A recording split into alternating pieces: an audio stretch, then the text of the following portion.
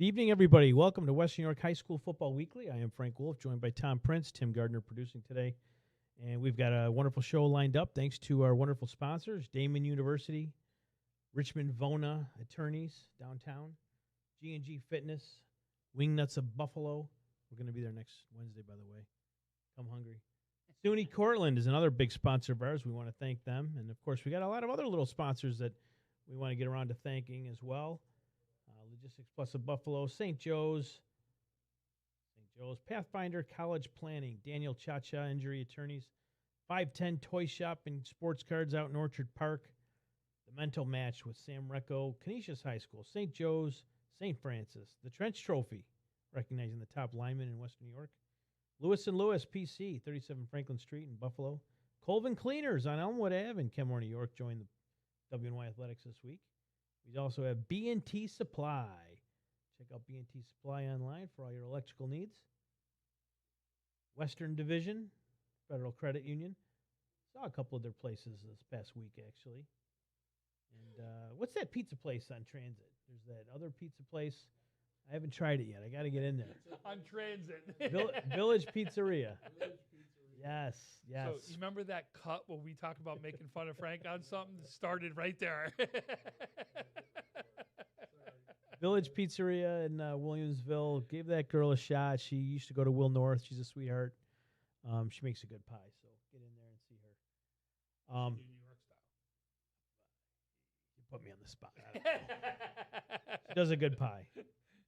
But that's our show today. We're going to have Grand Island. The Vikings are here with Dean Santoro. Health Sciences, BASC is here with Coach Ty Parker. So they're back there right now. They're in like what do they call it, the room where you kind of get ready. Green room. The green room. They're in the green room right now. So you hear some things banging around. Yes. Are you sure one of them's not going to go through the wall? Playing Friday night. They're getting to know each other. But no, I thought it'd be a good idea. We like to bring different teams in and players and stuff just to kind of introduce them. We introduced some good kids last year in Harlan Brandon and Mason Anderson. They played last week. West Seneca West played. That game was done by WNY Athletics on the NFHS Network. Should be now on the YouTube page. But those guys, Anderson had a great game. He rushed for a couple of touchdowns, made a couple of mistakes, but rebounded. But that was the great part about him because he rebounded after every mistake. And you don't see that by a freshman, what he's out there doing. I just love because he's a competitor. He learned and actually took advantage of every one of the mistakes. Yep. And, one of the great games that we did this past weekend, I think that was Tanner on the call out there. I don't remember exactly who called it. West with. Yeah. Was that Tanner? Yeah, Tanner and I were on the call. You and Tanner. Oh, you were on that game too. Yeah. Okay. The other game was St. Joe's in Jamestown. And a lot of people were thinking, hey, man, St. Joe's is going to have a rough year with the loss of they lost the Cook kid. They lost a couple other guys. Lost linemen, too, some big linemen. So, but St. Joe's, they showed that they are still one of the top teams here in Western New York, still a great program. And I think they moved players around into positions that you might have thought, wow, okay, this kid can handle that. That Owen Kaczynski kid had himself a hell of a day. That was his coming out party. People knew who he was. Well, watch him, but if you remember last year, remember when we did that whole pregame segment? They came on and said, "This is the kid you need to be watching out for. This is the kid everyone's going to be talking about," and it was. Yeah, he had a hell of a day. Chase Bonta still played pretty well. Started out early. I know he got banged up during that game, but Jamestown. Here's the next snap, a handoff. Through the traffic, still keeping the feet moving, going to the outside. Owen Kaczynski with the touchdown. Bands now on the QB keeper. There was a time when Jamestown just couldn't come back. And St. Joe's, they're going to play that St. Andrews team, I believe, this weekend. And Franny's just played them, and they kind of struggled a little bit at times. Jerry Smith was not happy with that first half out of his Red Raiders. I saw him on the sideline at halftime, and he was going nuts on his staff and on those players, not knowing the plays, or they were just off. They weren't ready to play that game, and Jerry let them have it. I haven't seen Jerry Smith that fired up in a long time. And that St. Andrews team, actually, I think they beat Timon the week before. And remember last year, that team beat St. Joe's at St. Joe's. And we're like, how did you lose to that team? You can't lose to that Canadian team. Well, they did. And this year, they beat Timon and they gave Franny's a game. They frustrated St. Francis, at least in that first half. So this is another big test for St. Joe's coming up this weekend against that. And I believe that's also going to be played at St. Joe's on Saturday afternoon. That was the game that they did on Saturday. On Thursday, you did South Park and Lakeshore. And, we thought that could be a good game because there was 2 programs. South Park, maybe they don't have the Nunez kid anymore. We're not sure what's coming back there. We got some guys, younger guys, that are going to have to fill the gaps. Very, very. Very young. And Lakeshore lost their best player and the kid that went to Franny's. So you weren't sure what you were going to get out of Lakeshore, but it turned out to be a halfway decent game. We knew it was going to probably be a close one. But I'll tell you, it was some fun things that we want to watch out for as far as South Park is. To me, Joe Sacco is the kid you want to look out for. If you saw the post-game interview that I did, this is the kid who is really a linebacker, defensive lineman, offensive lineman. He plays all over the line. But coach says, listen, this is one of my most athletic kids. He comes in, he plays quarterback. He actually ran one of the touchdowns in for South Park. The kid's bigger than I am. It'd be like Luke going out there and playing quarterback for me as my son, as you know. But he is something to watch out for. He is going to be that one kid that can really help lead them and differentiate them a little bit out there. But one of the things is their quarterback is very young. What are you talking about with South Park? And that was one of the things to watch out for. But Brown in this game went for 229 yards and a touchdown. Threw the ball very, very well in this game, which was something that I know Coach Delaney had to see, and it had to happen. You played a very tough Maryvale game your first thing, and you're throwing out a new quarterback. He needed a game to get under his belt, and he did really good in this one. We'll talk a little bit more about South Park later in the show because they have a game coming up against Will South, and that's a huge matchup for those kids. And a big game for Will South, too. I don't know if that's a trap game for them because South Park is having a down year, and Will South is supposed to be the team this year, one of those teams that's making that jump. So we'll have to wait and see how that one plays out. The other game you were there, Orchard Park and Lancaster. Lancaster coming off a week 1 upset, if you will, again over McKinley because they did come back in that game. They were down. They're trailing for quite a while. Oh, yeah. We thought Lancaster was going to handle them because you just thought McKinley was going to have a slow start, but they had anything but. I thought, if anything, McKinley would out-psych themselves in that game, the Lancaster game. Yeah. They didn't. They just couldn't close because they don't have a kicker. They got to get a kicker. If you're going to go anywhere, you got to have a kicking game. Punter, you got to have a good punter, and you got to have someone that can at least put extra points up because it's going to come down to it's going to come down to a kick, and that Lancaster game did. So McKinley routes in game 2. Lancaster gets Orchard Park, and you didn't think they looked all that great. I will tell you, Lancaster won the special teams war. No doubt about it. Okay. Like, significantly won that part of the game. That was the difference. Your only points in the second half come from a return punt right there. And then at the end of the first half, they block a punt. They're on now their 30-yard line with 0 time on the clock. They score a touchdown. So think about that. If you're able to get that punt off, there's a good chance they don't score that touchdown. That's a difference in the game. You stop them from returning something on a special teams, a totally different game.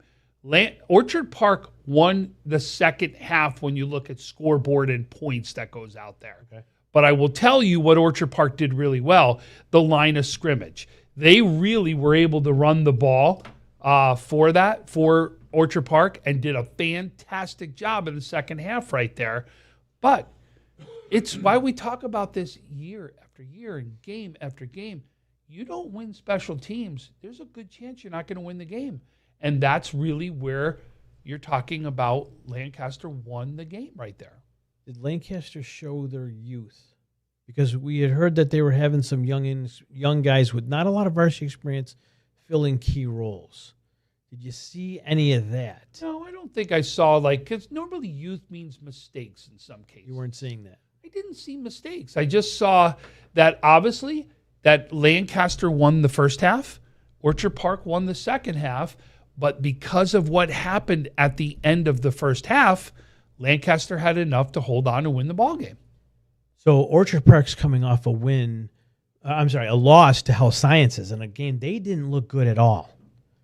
Are you surprised? Do you think they took that and maybe they didn't play their best game against Health Sciences? I think anyone saw that game would. Turnovers alone would tell you that they could say that, right? Okay. I mean, obviously, Coach Parker and his team is going to be a tough team. I don't care what level they play at. But at the same time, as I think Orchard Park will say, is we can't turn over the ball as many times as we didn't expect to get a victory anyway. Yeah. So we've got to clean some stuff up. They cleaned some stuff up. They really did. But you've got to make sure that you are ready to go. In that game, so you saw Jamestown on film, saw Lancaster up close. We'll talk about this a little bit later, but keep in the back of your mind. I'm going to ask you, how does this Lancaster team stack up against Jamestown after being able to watch Lancaster up close and personal, knowing what you've seen from Jamestown? Hold on to that thought, Tom. Okay. I know everyone's waiting on bated breath for your opinion. And again, I'm gonna go to one part that happened in this game because it's gonna be what you're gonna see the strength, and this will be what do we always say year after year? That what Lancaster does is make incredible adjustments. So this will be right now. If you were to look at Lancaster wasn't able to make the adjustments, this is what it is. But here, what you look at Orchard Park did, and we'll talk about what that adjustment needs to be. We're going to take a quick commercial break. We're going to be back in just a minute. We're going to tell you about the Connolly Cup Trench Trophy, and the New York State Sports Writers unveiled their first rankings of the year. As soon as we get back from our commercial break, you're watching Western New York Athletics High School Football Weekly.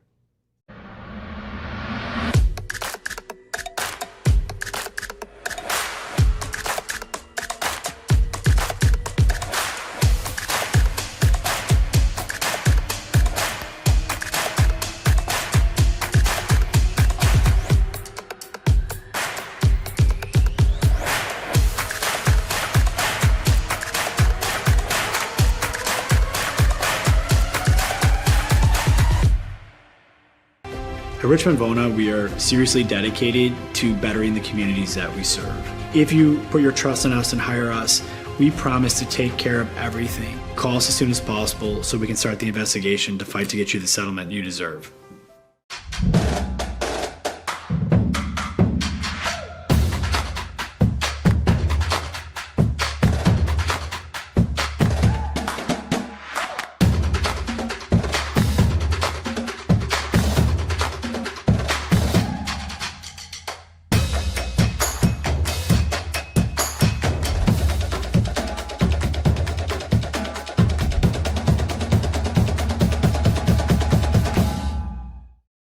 Why do you exercise? To look better? To feel better? To drop a few pounds? To train for an event? To defy age? Or to keep your ability to say yes to the things you love to do?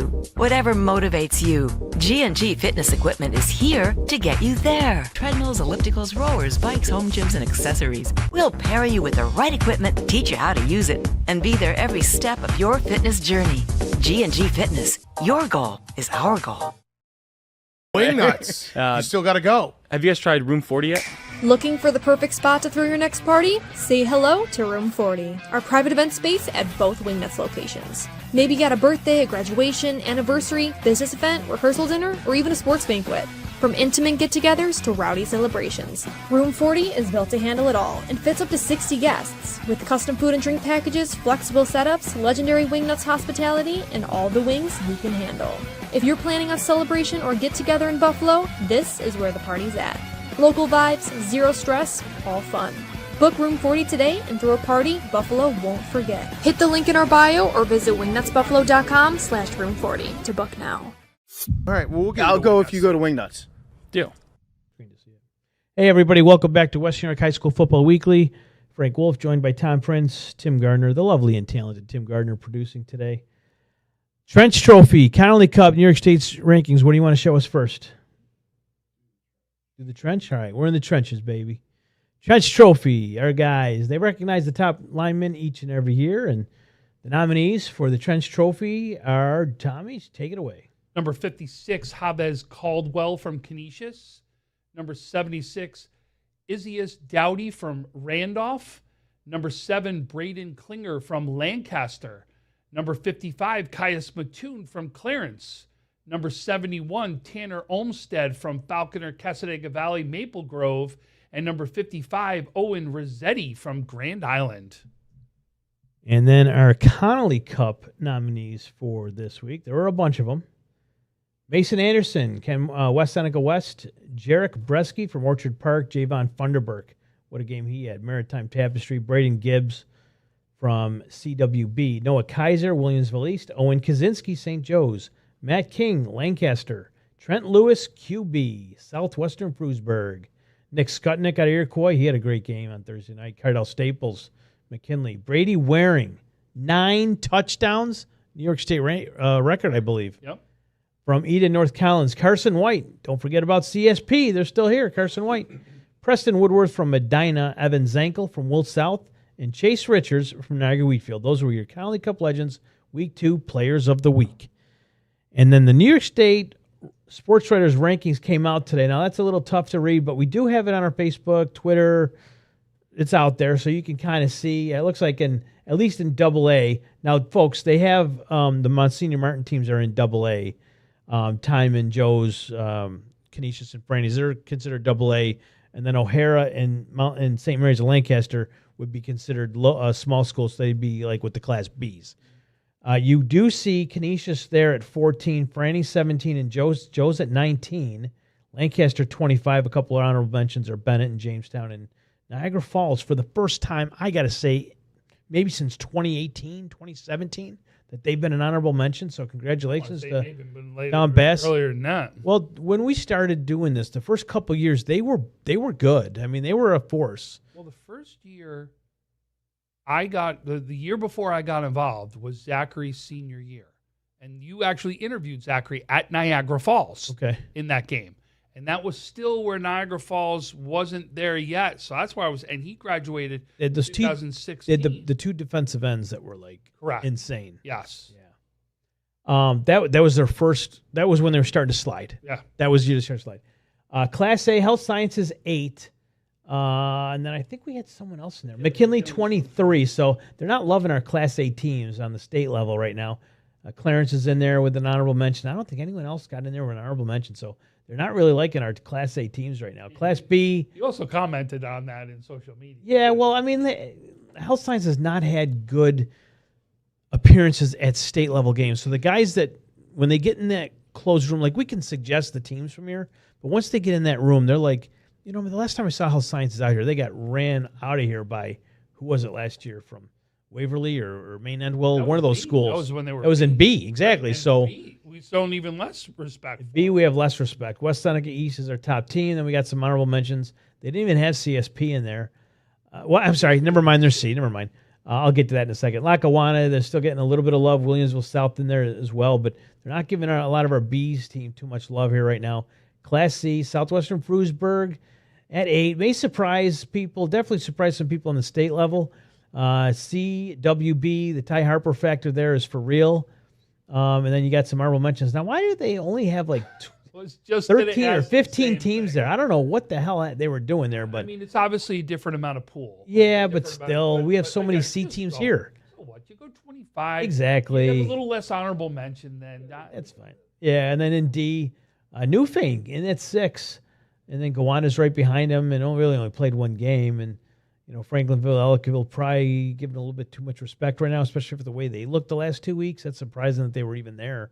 Randolph, and then Wilson. They got the big game against Gowanda this week. It's going to be on. Wait, is that Gowanda Wilson this week? Yes. Friday night. Yeah, Friday night is what a lineup At we Gowanda, got. yeah. We don't have any 8-man teams, so that was the New York State Sports Writers Association. What was like the breakout performance that you read about or that you really wanted to talk about? Is there one in particular or a player that you saw that might not be getting as much love as they should have? Well, you got to start with Brady Waring. 9 touchdowns, period. That's a state record. I don't care what team it's done. It had to be done in crunch time. 63-62 the final. If you remember, we sat here on that game last week on this show, and I said that's a 50-49 game is what it is, and they even put up more points than that. Yeah, I'm going to tell you, Tom, the one kid's name that I saw was out of Salamanca. His name was Cameron Bowser. 123 yards, 5 catches, and 3 touchdowns. 5 catches, 3 of them for touchdowns. So that's a kid that maybe you want to start paying a little bit of attention to, a little bit of a coming out party for him. And of course, our buddy Peyton Bradley, threw all those touchdowns, I believe. He had to have, right? Yeah, Bradley was he threw 3 touchdowns, 9 of 12 for $182. So Salamaker's playing well. When's the last time you heard a Lancaster team give up 200 yards on the ground? Bresky for 201 yards from Orchard Park. That was something to watch. And not only that, if you go back and look at the film, it was straight up the gut where a lot of these runs went. The Kaczynski kid had a really good game against St. Joe's. That was, yes, we mentioned his name last year a couple of times, but that was really his coming out party. And they've got St. Francis in 2 weeks. You can't look past the St. Andrews team. I know they want to straighten out the score there with them from last year, but you got St. Francis coming up in 2 weeks, and that is going to be a war. Oh, yeah. Wait a second. No, that's like 3 weeks away. Canisius is in 2 weeks. Yes. Sorry, guys. Canisius is in 2 weeks. That's going to be a war. So we're going to take another quick break. Only a minute. Then we're going to bring Dean Santorio, the head coach from Grand Island, in. Quick minute break. Dean Santorio when we come back. At Richmond Vona, we are seriously dedicated to bettering the communities that we serve. You will get super high-level communication, and you are getting a team of dedicated attorneys, paralegals. If you put your trust in us and hire us, we promise to take care of everything. Call us as soon as possible so we can start the investigation to fight to get you the settlement you deserve.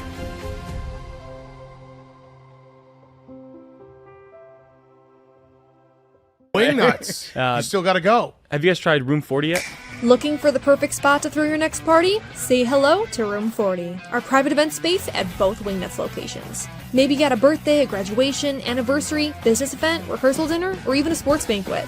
From intimate get-togethers to rowdy celebrations, Room 40 is built to handle it all and fits up to 60 guests. With custom food and drink packages, flexible setups, legendary Wingnuts hospitality, and all the wings you can handle. If you're planning a celebration or get-together in Buffalo, this is where the party's at. Local vibes, zero stress, all fun. Book Room 40 today and throw a party Buffalo won't forget. Hit the link in our bio or visit wingnutsbuffalo.com/room40 to book now. All right, well, I'll go if you go to Wingnuts. Deal. Welcome back to West New York High School Football Weekly. I promise you, Dean Santorio, I lied. And I do that often, Tom. You know that. I misconstrue the truth at times. Ty Parker beat him here. Ty Parker was first in the office studio, so we're going to go to Ty Parker first, coach of health sciences. And you're back in Class A.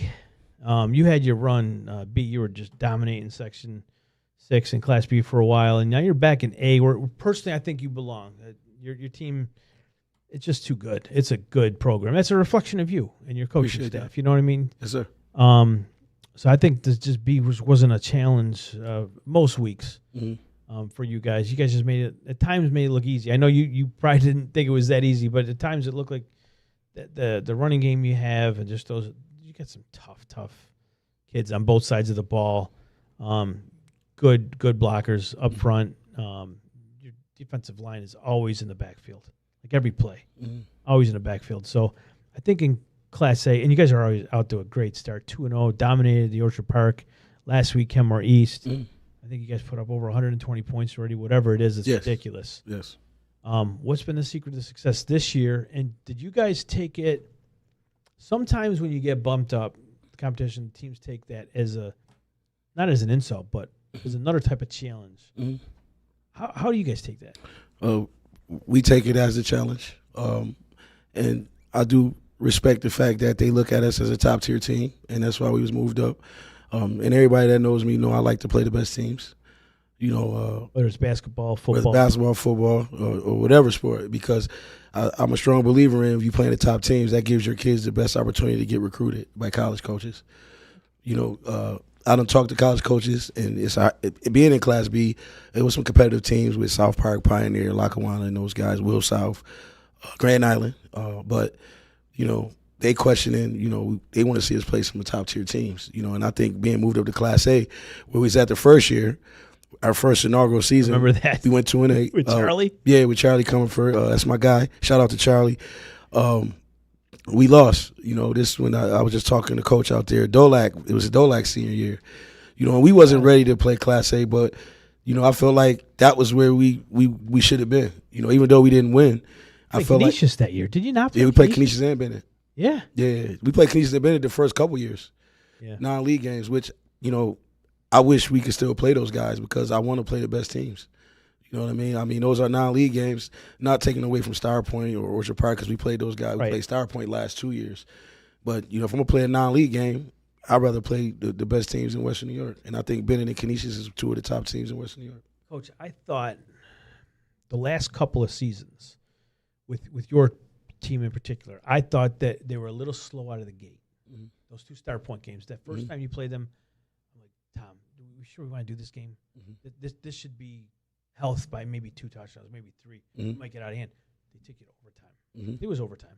Star Point? Yeah. No, a lot of points in them. 2 years ago. 2 years ago. Yeah, it was a lot of points scored in that game. Yeah. We came back in the end game. Yeah. Sure they got you, but I think the weather was crappy that day. Right. But no excuses. Right. But then something clicks. Yeah. This year out of the gate, Orchard Park, I mean, it was like a freight train coming through. You had them guys ready to go week 1. Mm-hmm. Where in the past, maybe it took a couple weeks to kind of get your footing, but then you go on this run, and it's like, why do we have health ranked down here? We knew this was going to happen. What did you do differently in the offseason to get them guys ready right off the hump?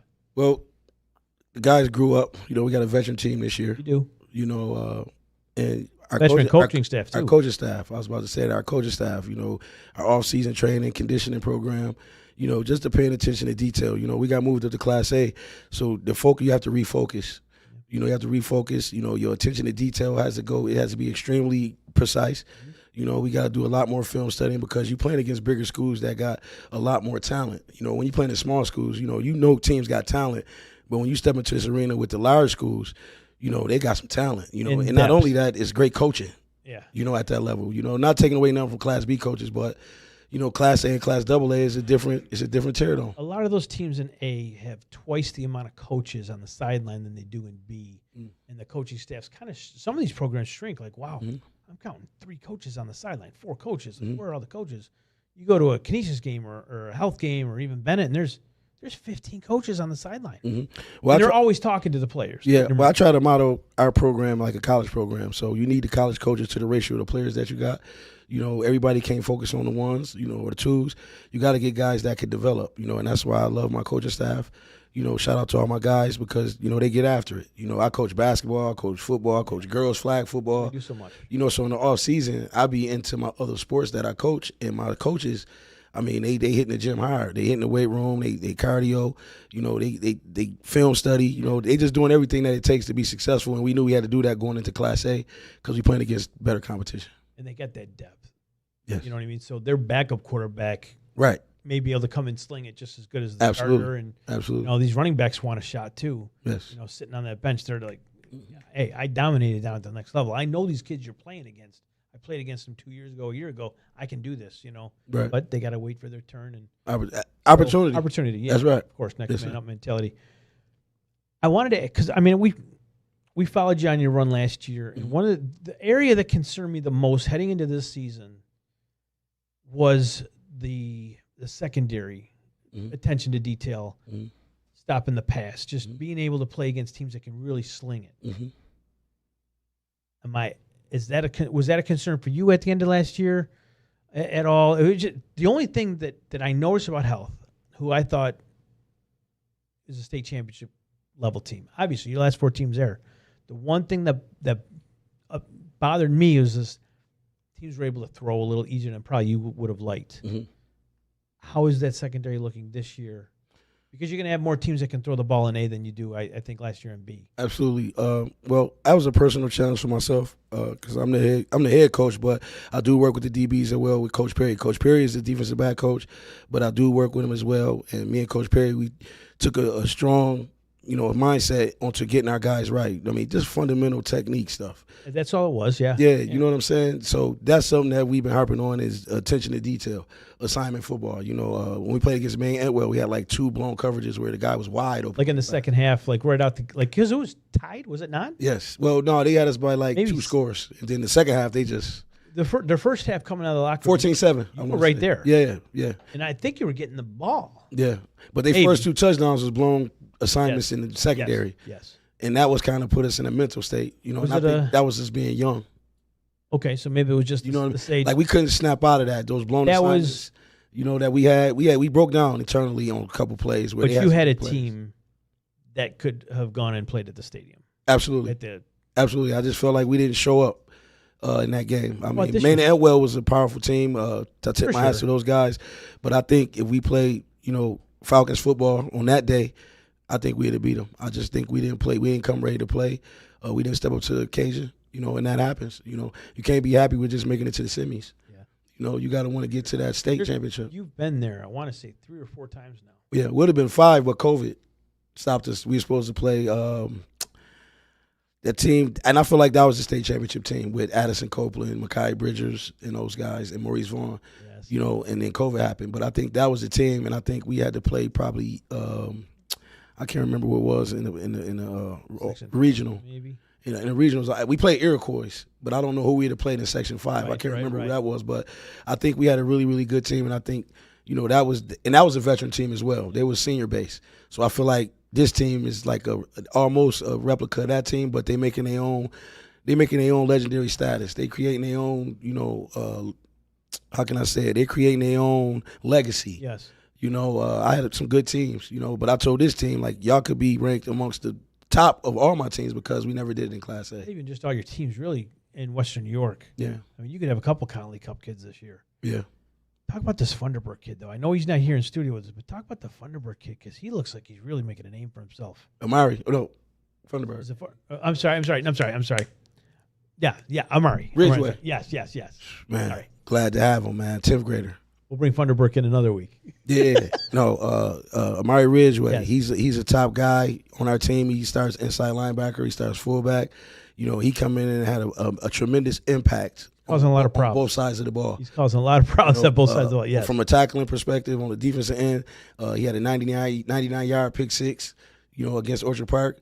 You know, and his attention to detail, and, you know, he's a gym rat. You know, he always want to work out. He always working out. You know, his dad, you know, stays behind him, pushes him to get stronger and better.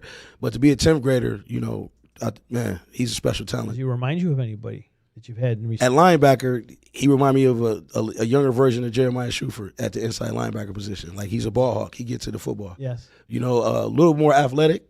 Okay. You know, and he can get back in coverage a little better. But as far as playing in that inside and anchoring the inside linebacker, the inside of our internal side of our defense, you got to have him right Ridgeway. He's a good baller. I'm glad you.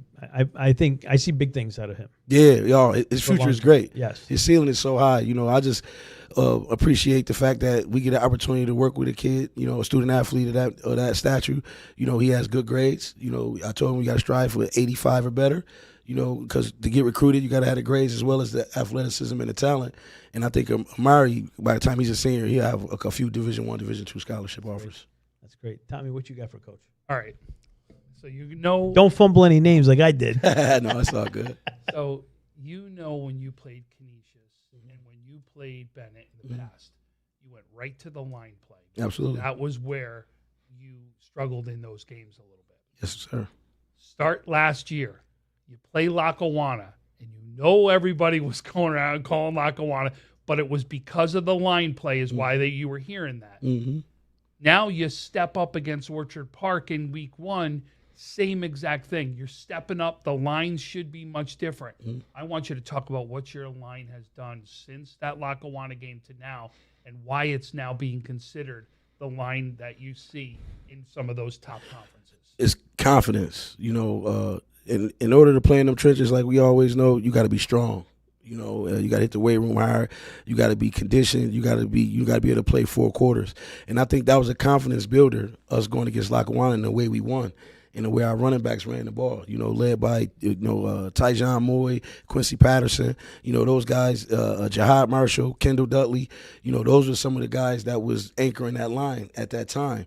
You know, previous. You know, we just didn't. Our linemen, they didn't attack the weight room like they supposed to, and I think that's where it started at. To be able to play in them trenches, you got to be strong. You got to be conditioned to be able to do that. And I think our guys are doing that. And with the great leadership of Tyjon Moy, he was only 10th grade last year. You know, so the leadership of him coming in and the work that he put in, you know, the older guys, because they juniors and seniors. He's a junior now, but some of the older guys had to get on his page, as far as in the weight room and working out. Shout out to Marcus Cotton, our strength and conditioning coach, Tyshawn Moy, Louis Bell, from my coaching staff. Those guys was the guys in the gym. Shaquille Dudley was in the gym with those guys in the weight room putting in the work since May. And I told them, Orchard Park, they're going to have a nice line. And we learned from Pioneer. Pioneer had a tremendous line, and we knew we had to get stronger because in the trenches we wasn't strong enough. I mean, we had the talent to get over the hump.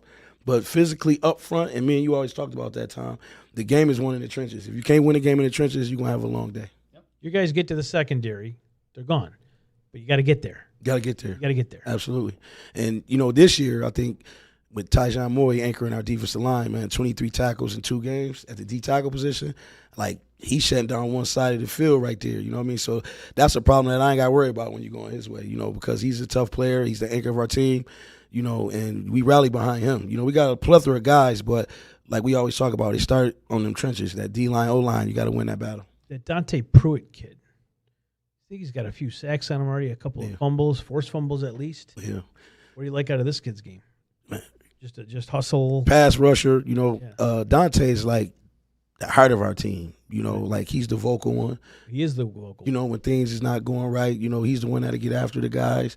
And then he get after it with his play. Sometimes he go a little over aggressive, but I like that as a coach, and I tell him that. He get a flag every once in a while. Okay. But it don't be out of maliciously. It's just him going hard. You know what I mean? He just know one way. Offensively, he made some strides this year. Off-season workouts, he's going to be better for us at tight end. But at the end, man, he's a hell of a pass rusher, man. And I tell him he should have at least, 15 sacks this year. And he's on pace. These first 2 games. And I like, the guys that I got. I love all my guys, but Dante been with us over the years, so he done came through the ranks. And he got better every year, and that's what it's about. Developing your game every year. Then when you get to your senior year, you should be finished product. And Dante is a prime example of that. Okay. Teams normally, that are going to go look on to be a state championship, it cannot be one-dimensional teams, right? Not somebody that could just run the ball or just pass the ball.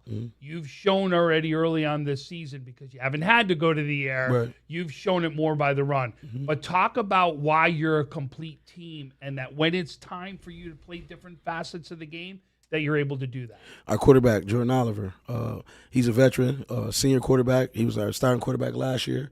We have a pretty decent receiver core, but they knew. We got a lot of guys that moved from the JV, but they're very, very talented players. AJ, Arnett Williams, we call him AJ, he's stepping up big for us. He scored 2 times last week. You got to be able to pass the ball. You're not going to be able to win a state championship just running the ball, because teams going to put 8, 9 in the box. They're going to force you to pass. Even that's my philosophy sometimes against certain teams. If I know that their strength is running, we're going to take that away and force you to do something else. So I know other teams is going to force us to do that as well. I just like our odds with a senior seasoned quarterback with some good receivers. They're not great receivers, but they're good receivers.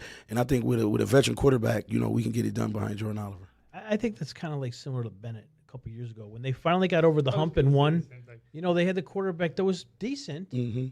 But then that senior year, you could tell he put the work in, and he was a much better quarterback as senior. I'm sorry, his name escaped me. No, but remember the interview with Coach just before that season started, and he said, I'm going to pass the ball. We didn't do that, and it was why he felt he was missing that part of the game when they lost that state championship, and knew he had to make that as a bigger part. Couldn't stretch the field. Right. You got to be able to do that if you want to get to that level. Yes. Because at that level, it's talent, it's coaching, schemes, game planning. So, we got to be able to pass the ball. We're not going to win a state championship with just running the ball. We're going to have to be able to pass the ball. How's it working out with Buff State? You guys are playing all your home games there. Seems to be a nice marriage. Yes.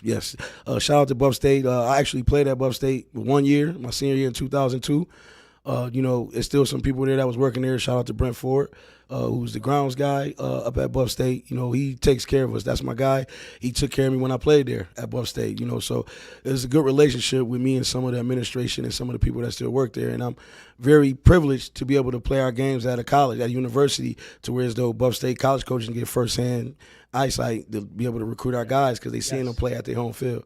So that's a plus too. And I'm just thankful to have an opportunity to be able to play at a college football field. Brent helps us tremendously when we go to Buff State. daughter's going to play Division I softball, if you didn't know. Oh, wow, I didn't know Over that. at St. Bonaventure. Oh, wow. Lefty catcher, Yeah. all-Western New York player last year. She's something special. Oh, yeah, as shout well. out to her. Congratulations to my guy, Told me she Brent. was just a mascot. Oh, she does the mascot stuff for Frontier. Okay. She really is something special. Okay, that's Get what's up. Grand Island this week. So let's get back down to business now, Tom. You and the mascots over here. He came in to talk business. Messing with him. You got a tough one with Grand Island. They got moved back up to A2. Mm-hmm. So they got to be feeling pretty good about their program, too, getting that bump up, too. Two teams coming in at 2-0. How do you see that game playing out? And I know you don't want to say too much they're here, but how do you see that game playing out? How do you attack a team like that? They're physical. The game, That's the physicality. yeah, the game it's gonna be one in the trenches. You know, they like to run the ball, we like to run the ball. They can pass, we can pass. So I think it boils down to the team that makes the most mistakes, the team that got the most turnovers. You know, will come up with the short end. You know, the attention to detail in these type of high profile games has to be on point. You know, assignment football, they got great coaching staff over there. They're gonna expose where we lacking at. You know, if we ain't doing our job, if the guys out there is not doing their assignment, the coaches in the booth from Grand Island, they're gonna see it. You know, that's the type of coaching that's at Class A, Class AA. It's official coaching. Like, these coaches know how to coach. They got the talent, you know. So, you know, we got to come and play mistake-free football. We got to take care of the football, minimize the turnovers. And I feel like the team that minimizes their mistakes is going to be the ones that come out victorious. It's a Friday night game, 7:30, right? Is that a 7:30? 7:30, yes. That's the Western New York Athletics game of the week right there. Mm. We're there, out there. I think that's Stu and Paul on the call Friday night. You don't have to pay a dime to watch it. Just tune in to Western New York Athletics. You got to click on that YouTube page, subscribe. So, yeah, that's a big one. Otherwise I would have been right there for you. No, I appreciate the love. I already know, Tom. We appreciate you coming out, Coach. You do a great job with that program, the basketball team and the football team alike, of course. And girls flag.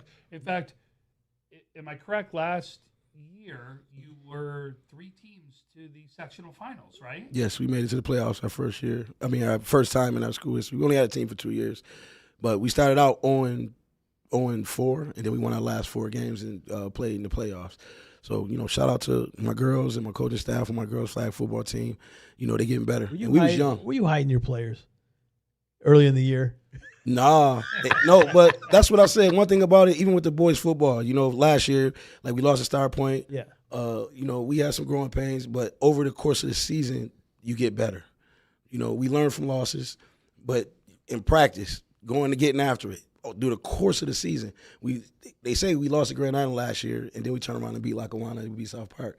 You know, so we had to learn.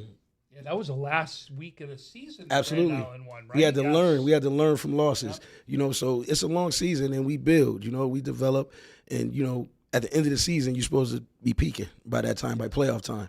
So, you know, like I said again, shout out to my coaching staff. My coaches I'm only a reflection of my coaching staff. You know, and the guys, you know, shout out to my team. They work extremely hard. You know, they focus and they trust in the process. Then we coach them up hard, and they just receptive to the teaching. And I think that's to make it easier for us to be able to coach them. When you got kids that can be coached, they're willing Absolutely. to take the criticism. Absolutely. Because they know in their hearts, and you know in your hearts, that you're just trying to bring the best out of them. That's what they know. And I Because make they sure know they that, know that. and they can trust you that you what you're doing, and you've built up a program. So, you know, all you can do is point to the wall and see the Section 6 banners. So Appreciate that. speaks for itself. So best of luck to you guys rest away. Big one Friday night. So Yes, sir. stay healthy. Shout out the to you rest of the way. guys, man. I appreciate the exposure and the way you follow all the student athletes, not just ours, but the way y'all follow all the student athletes in all the sports. You know, y'all give us the coverage, y'all give us exposure that our kids need in Western New York. So, you know, I want to give y'all flowers, and I greatly appreciate you guys for everything you do. We love it. Appreciate that, dude. Ty is one of our favorites. After this commercial break, Tom Prince is going to have Tyjon Moy. That's Amir Moy's first cousin Okay. from basketball. Okay. Yeah. And Kavion Pitts. Yep. Dynamic running back here in Western New York. We'll be back after a word from our sponsors. At Richmond Vona, we are seriously dedicated to bettering the communities that we serve. You will get super high level communication, and you are getting a team of dedicated attorneys, paralegals. If you put your trust in us and hire us, we promise to take care of everything. Call us as soon as possible so we can start the investigation to fight to get you the settlement you deserve.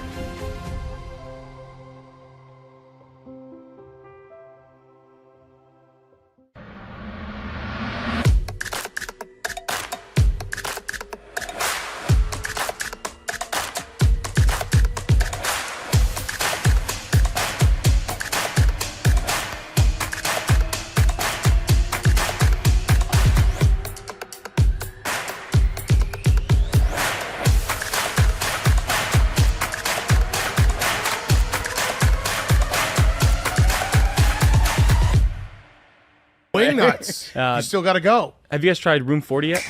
Looking for the perfect spot to throw your next party? Say hello to Room 40, our private event space at both Wingnuts locations. Maybe you got a birthday, a graduation, anniversary, business event, rehearsal dinner, or even a sports banquet.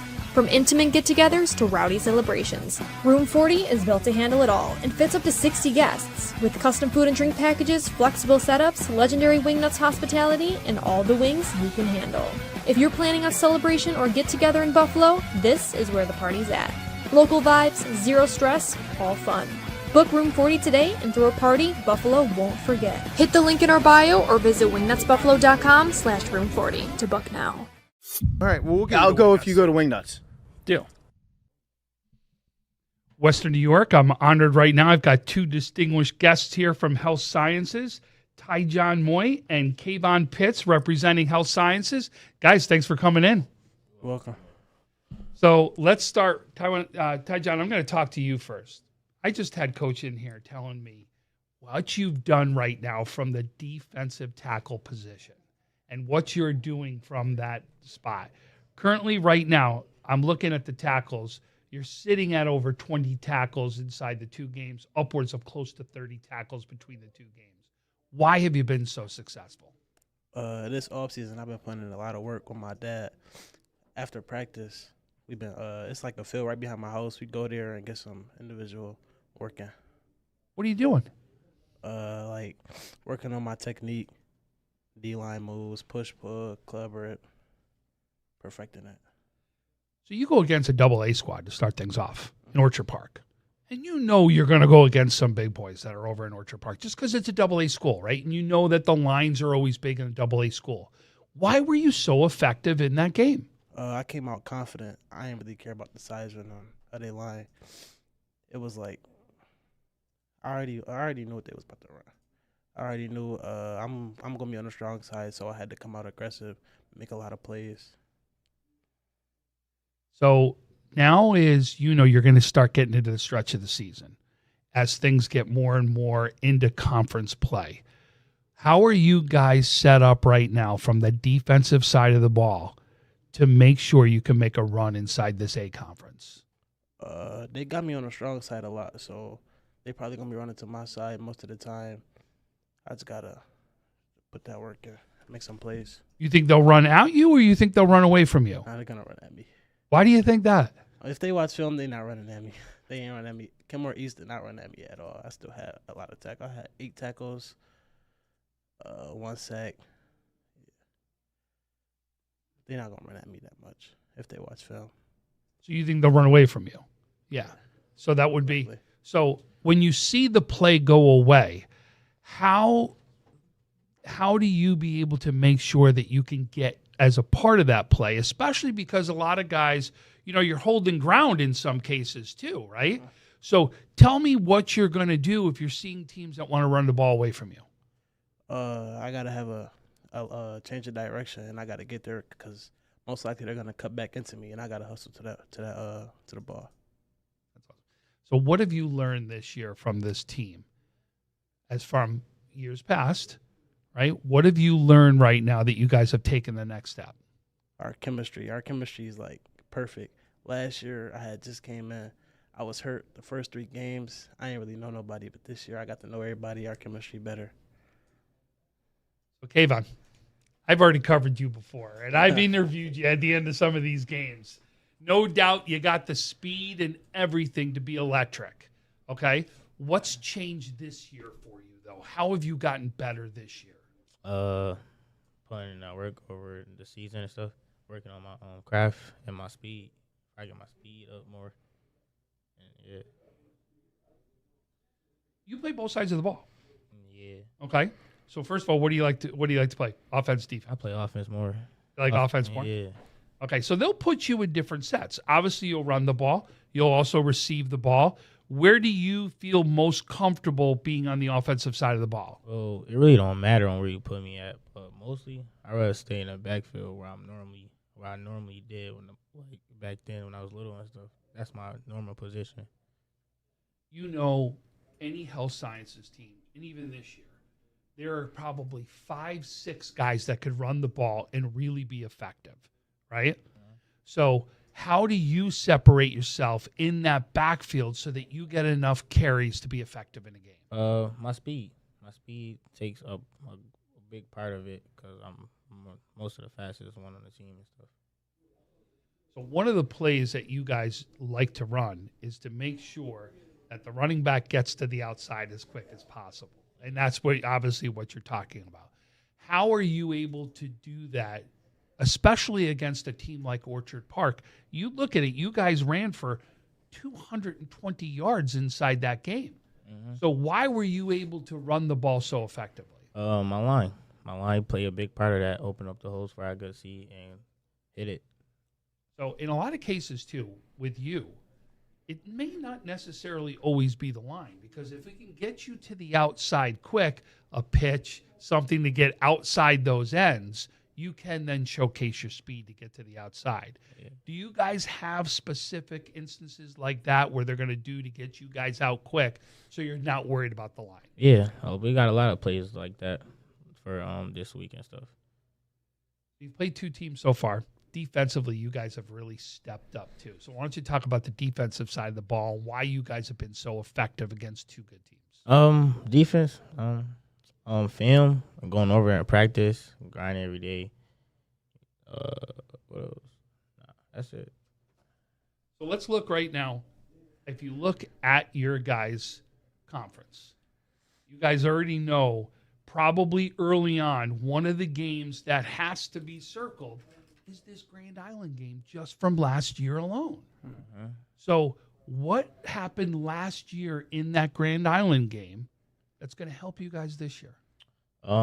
Us keeping our head on track, not little mistakes. We can't have big mistakes this game coming up. Same question over to you, because you said last year this is a different team. You said this year than last year. So what do you learn from that game last year that's going to help you this year? Putting in a lot of work, and we got, like you said, we got to come out here and play mistake-free football. What about on the field? What has to happen for you guys to get a victory outside of the obviously mistakes-free? What has to happen on the field? Communication. We just gotta make plays, make big plays. People like Alante, he steps up a lot. 2-team effort. Have you guys looked at your? Do you know everybody in your conference? Yeah. Is there a game that you're looking at right now that you're boy, we can't wait to play? McKinley. This game and McKinley. Yeah, this game and McKinley. I would think those have got to be the 2 games when you look out there, just from what you guys have. Obviously, McKinley has to be. I don't want to call it a rivalry game, but it has to be a little bit of a rivalry there, right? As far as just being 2 of the Buffalo City schools that will be a part of that game. And then obviously the Grand Island game, because what we talked about last year.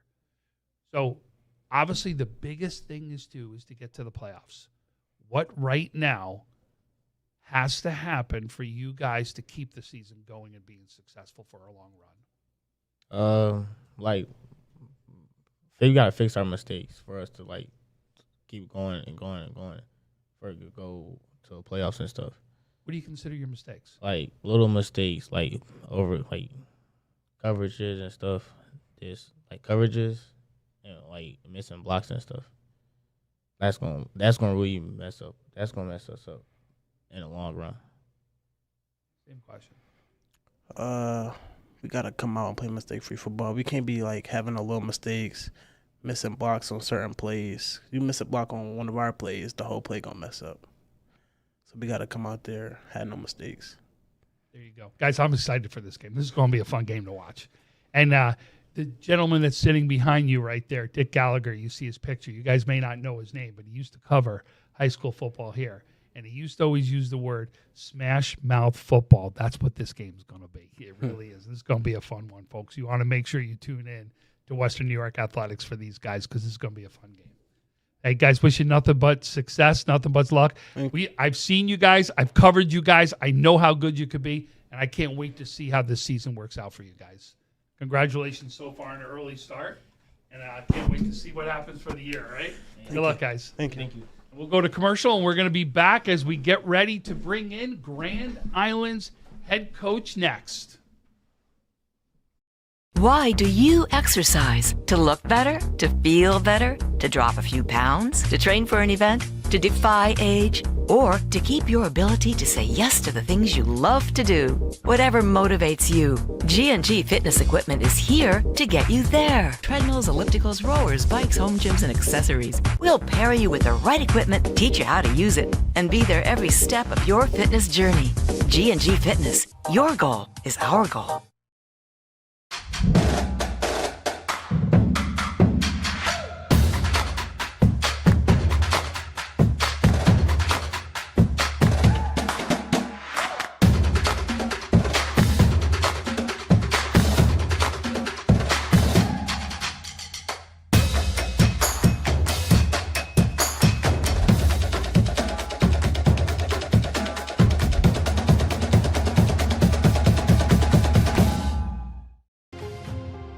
At Richmond Vona, we are seriously dedicated to bettering the communities that we serve.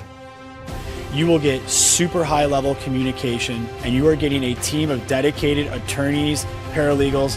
If you put your trust in us and hire us, we promise to take care of everything. Call us as soon as possible so we can start the investigation to fight to get you the settlement you deserve.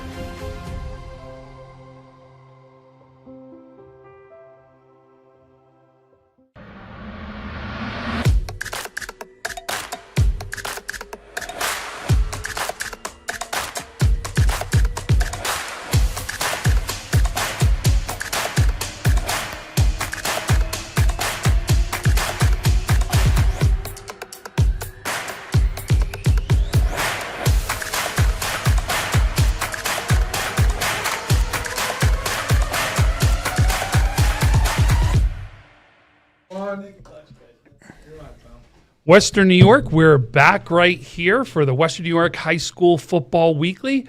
I'm Tom Prince. We're joined by, in a second here, it'll be Frank Wolf, and then the man to my right, head coach Dean Santoro over at Grand Island.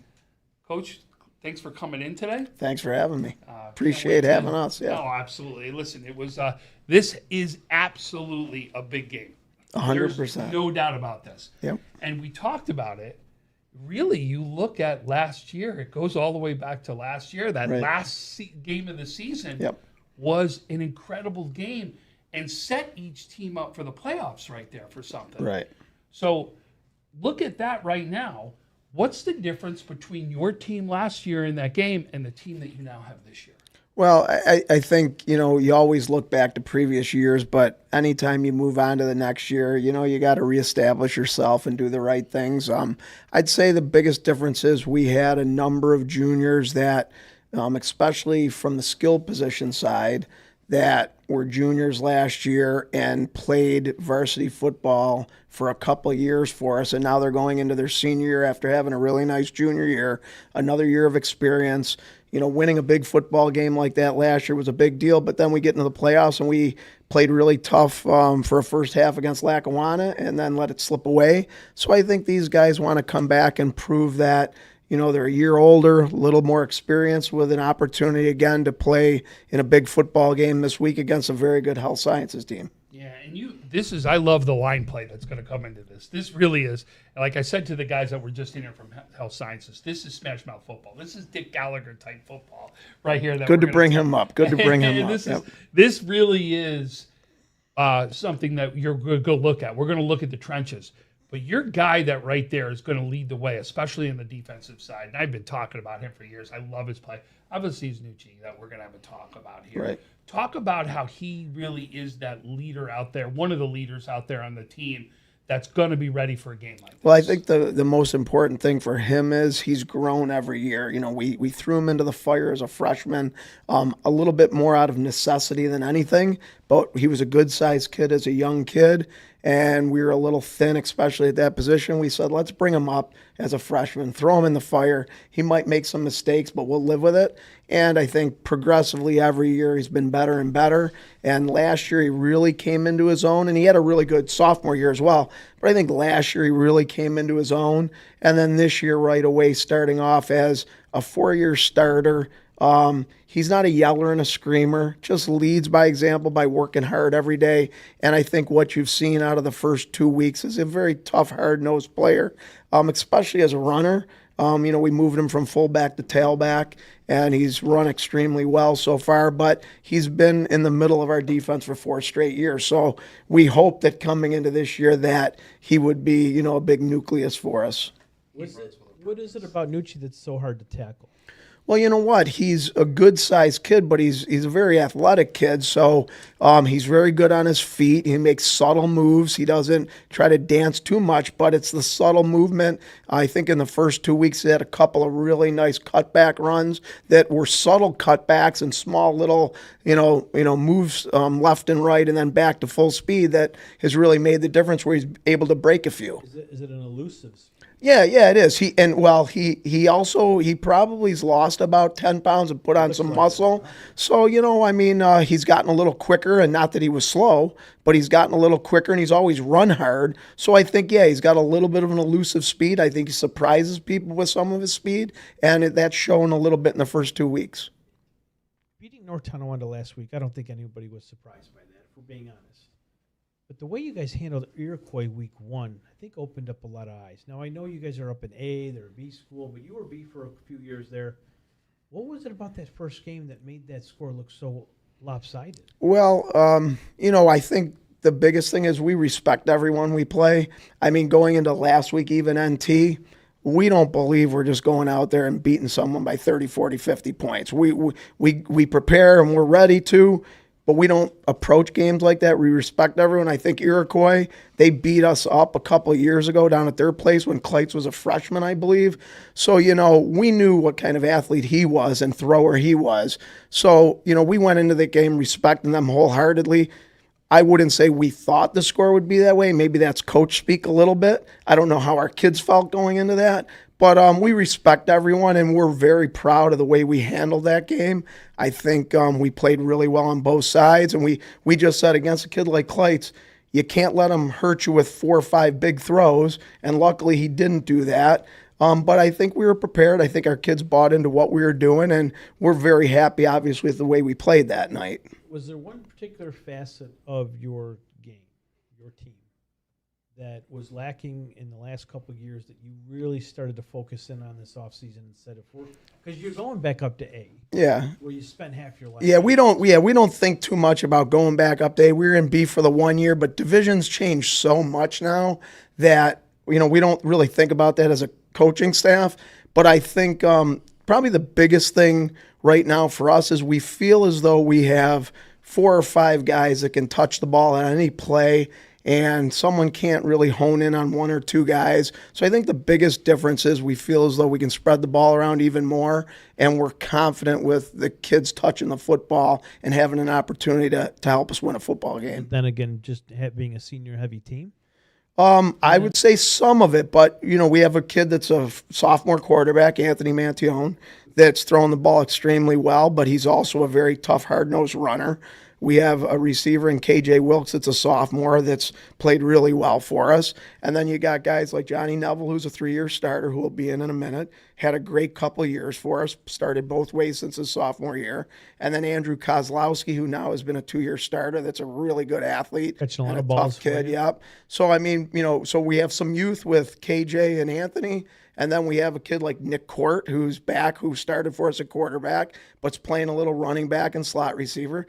Then you got Johnny and Andrew, who are both seniors, and then you got Nucci. So, we feel as though we have enough guys with some youth and some senior experience that are going to help us win games. Can you elaborate more on the Wilkes kid? I know we've heard the name before. There was a Wilkes in your program not long ago. This particular Wilkes. Yep. What's the strength of his game? Talk a little about that kid. Introduce us to him. Well, he definitely has very good hands, and he adjusts to balls. He can make some catches sometimes because of his 6'2" frame, and he high points balls pretty well. He's a basketball kid, so that kind of helps his natural ability. So I think the big thing with him is he's going to get better each year. He's already improved from his freshman year to his sophomore year. And, he's a very skilled kid, and I think if his work ethic stays strong and he goes after it, he could be a really good football player, and he just needs to continue to improve. You played Health Sciences last year, I believe. How do you expect this year's game to go? And like last year's, or what's your thoughts on? Well, I mean, we just like you said, this is going to be a hard-nosed, tough ball game. I think you're going to see kids on both sides of the ball for both teams play extremely physical football. It was last year, and I expect the same thing. And we both know what's at stake. We both know we're expected to be pretty good football teams, obviously, and I'm sure last year they look at that and would love to get another opportunity to play us and have a chance to beat us. So we know what's at stake. I think it's just going to be a very physical, good, well-played football game against two teams that have a lot of skill. Is there a film that you went back to last year, or did you just go to your game film against Health to kind of get ready for this year? Or? Yeah, we always, especially when it's someone like this, we'll always take a look at last year on what, we felt like we did well and, what they did. But, still, a new year's a new year. And sometimes people have different wrinkles. You have some other kids that are helping you win a football game that didn't the year before. So you don't want to take too much of that into account. But, yeah, we definitely looked at last year's film a little bit just to see how that whole thing played out again. And, of course, watching their two games this year, we know what kind of football team they have. They got two very good runners. Their quarterback's more than capable of throwing the football on any down. He hurt us a few times last year throwing the ball. So, we watch enough film to hopefully get ready for this one. I want to build off Frank's question but this year, the two teams coming together, you both have won big in your first games and put up a lot of points. How do you think that affects going into the game? Because this could be a very low-scoring game and be more about defense even than offense because of what these two defenses are capable of doing. Do you think the high-scoring start affects this game at all? You know what? I don't necessarily think it affects it. What I do think is both teams are going to be confident in what they've done offensively to find a way to put it in the end zone. We definitely know, and I think it's going to be the case, that it'll be tougher to put it in the end zone. I think we both probably know that. I think we know that from playing each other last year. I think we know that going into this year. And really, realistically, whatever team comes up with a couple big stops when it really matters, that's going to be the difference in the ballgame. And obviously, field position could be a huge factor. I mean, if you're punting from your own 20 compared to at least moving it near midfield and punting it down into the other end is going to make a difference this week. So, I think the high scoring gives both teams some confidence, but I think this game's going to play out obviously a little differently. You're not going to see, I don't think, a 60-40 game. Oh, yeah, I agree with you. When I was looking at Grand Island last year and I was reviewing your game, there's the two games that stood out. I mean, you'll probably remember the Lackawanna game because it was a playoff. Mm-hmm. But the two games were the Health Sciences game and then that Pioneer game, because in the Pioneer game time, if you remember that first week, I think they had like a 28-0 lead. Oh, the rain game. Yeah, it was. Yeah, they had to come back. They had to come back the next day. Yes. Yeah, that's the one. And then it was like, was it 28-0? You guys 28-21. Yep, and we actually had the ball late in the game with at least an opportunity. So that was one game that struck me because it was played over a couple of days there. But then back to that first time when you played Health last year, was at the end of the game. I think it was just a week or two before the playoffs. I think it was the week before the playoffs. Yeah. And it was the week before. Yeah, you had one bad quarter. It was a good game. Mm-hmm. I think it was a tough third quarter. Yeah. Other than that, pretty flawless game. Yeah. What was it about that particular game?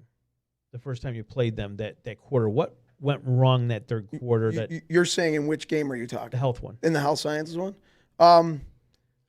Again,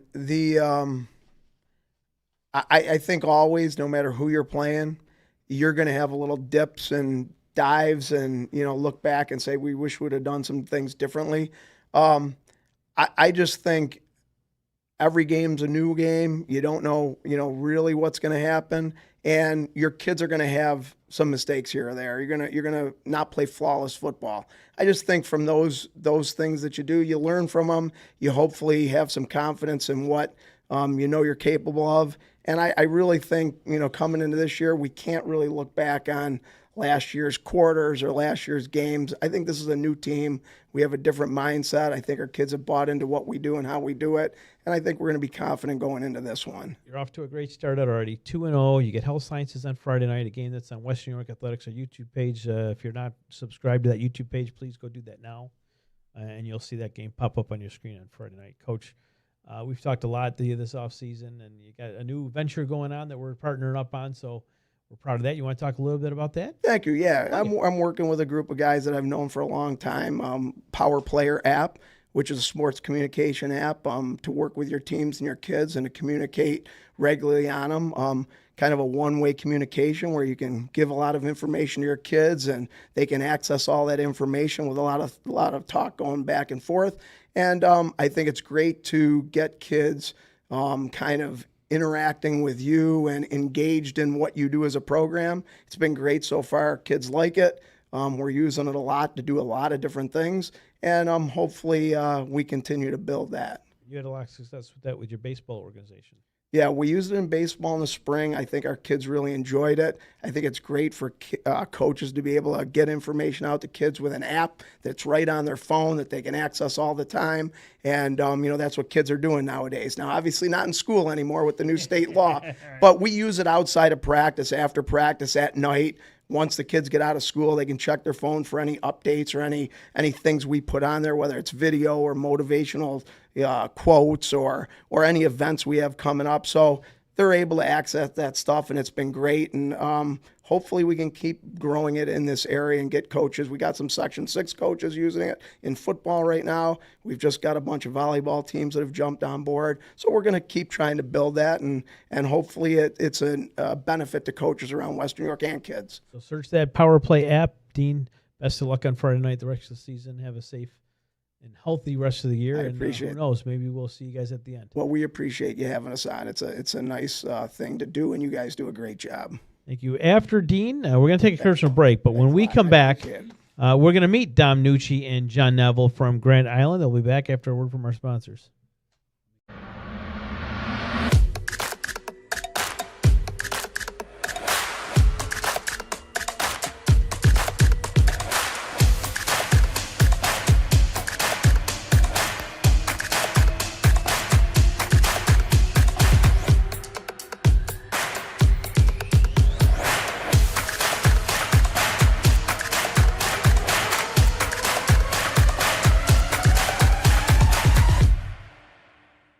Why do you exercise? To look better? To feel better? To drop a few pounds? To train for an event? To defy age? Or to keep your ability to say yes to the things you love to do? Whatever motivates you, G&G Fitness Equipment is here to get you there. Treadmills, ellipticals, rowers, bikes, home gyms, and accessories. We'll pair you with the right equipment, teach you how to use it, and be there every step of your fitness journey.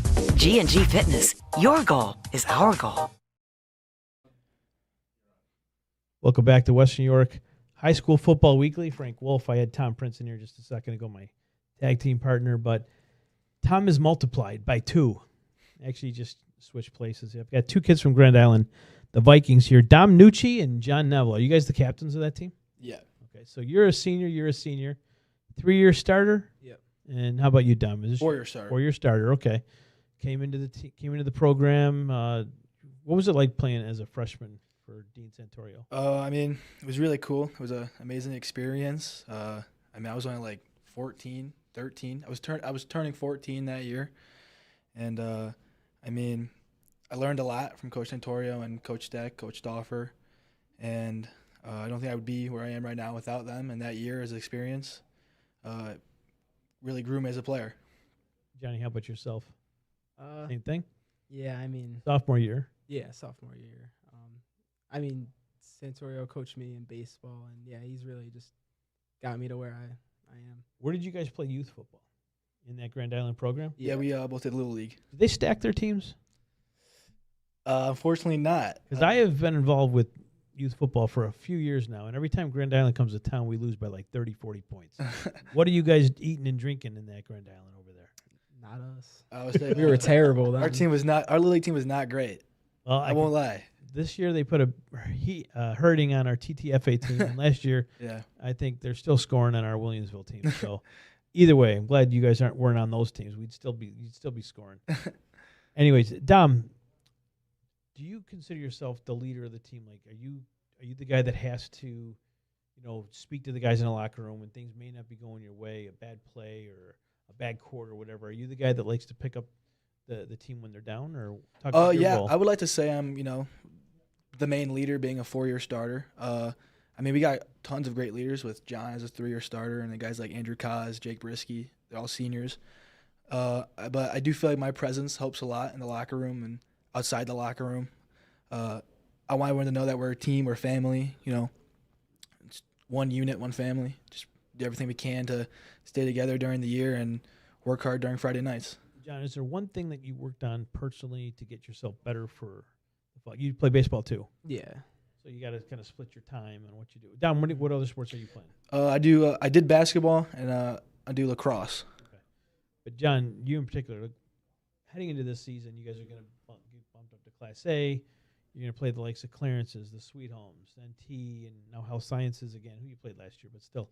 Was there some part of your game that you wanted to work on specifically to get you ready for this jump? Yeah, I wanted to get faster. Last year, I just wasn't. I was getting open. I just wasn't fast enough. I wasn't good enough after the catch, and I went to Cutting Edge. My trainer, he worked on it all winter to summer, just getting me faster. How about yourself, Dom? What were you doing to get ready for this year? Lifting more weights? It looks like you trimmed down a little bit, too. Thank you. Yeah, I was in the weight room 5 days a week from, probably May till the summer. Just trying to get, leaner, faster, bigger, stronger, anything that would help during the year. But it wasn't just me in the gym. I mean, we had consistently 10 guys in the gym from the team. I mean, it was great. You mentioned you had chicken cutlets before you got in here. And you didn't bring any in for Tom or myself. I am sorry about that. My mom made some great chicken cutlets. Okay. So. All right. We'll forgive you, but, just so Mom knows, next time you come in, you got to. What did you have before you got here?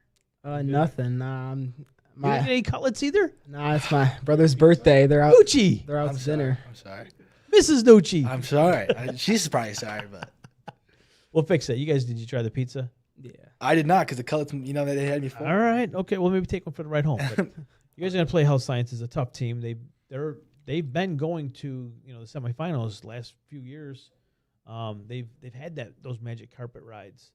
Dom, I'm sure you'd love to go out as a senior as an opportunity to play at Highmark. What's it going to take to get Grand Island into that game? Just forget winning it, just getting there to that point. Yeah. What's it going to take for that program to reach that level?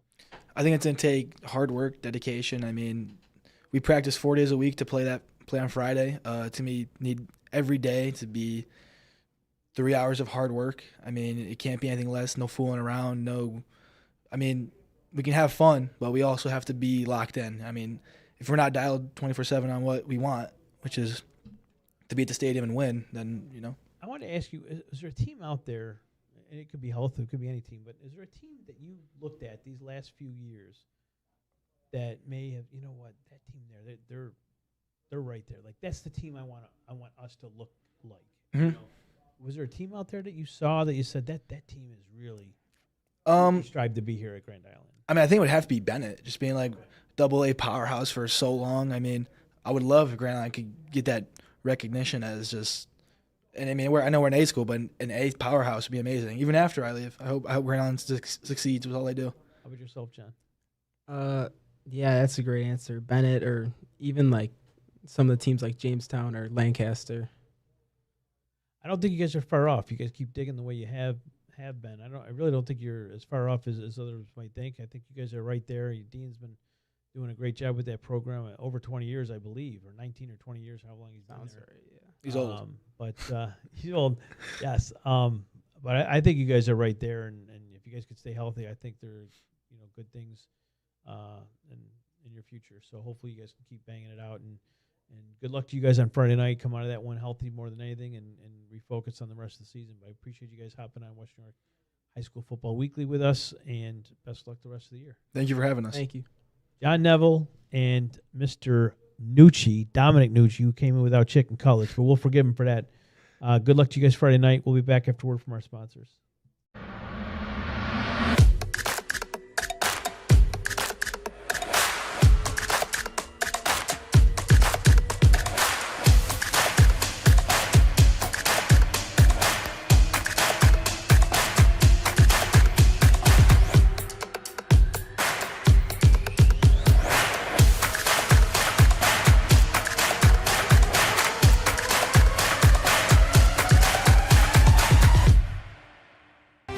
Richmond Vona, we are seriously dedicated to bettering the communities that we serve. If you put your trust in us and hire us, we promise to take care of everything. Call us as soon as possible so we can start the investigation to fight to get you the settlement you deserve.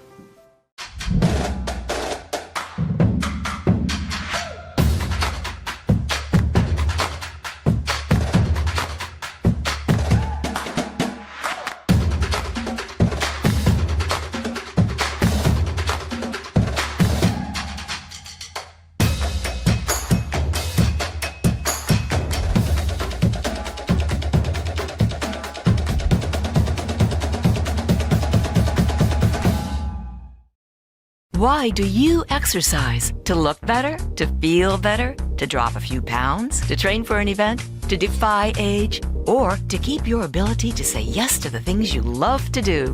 Whatever motivates you, G&G Fitness Equipment is here to get you there. Treadmills, ellipticals, rowers, bikes, home gyms, and accessories. We'll pair you with the right equipment, teach you how to use it, and be there every step of your fitness journey. G&G Fitness. Your goal is our goal. Wing nuts. You still got to go. Have you guys tried Room 40 yet? Looking for the perfect spot to throw your next party? Say hello to Room 40, our private event space at both Wingnuts locations. Maybe you got a birthday, a graduation, anniversary, business event, rehearsal dinner, or even a sports banquet. From intimate get-togethers to rowdy celebrations, Room 40 is built to handle it all and fits up to 60 guests, with custom food and drink packages, flexible setups, legendary Wingnuts hospitality, and all the wings you can handle. If you're planning a celebration or get-together in Buffalo, this is where the party's at. Local vibes, zero stress, all fun. Book Room 40 today and throw a party Buffalo won't forget. Hit the link in our bio or visit wingnutsbuffalo.com/room40 to book now. All right, well, we'll get I'll go if you go to Wingnuts. Deal.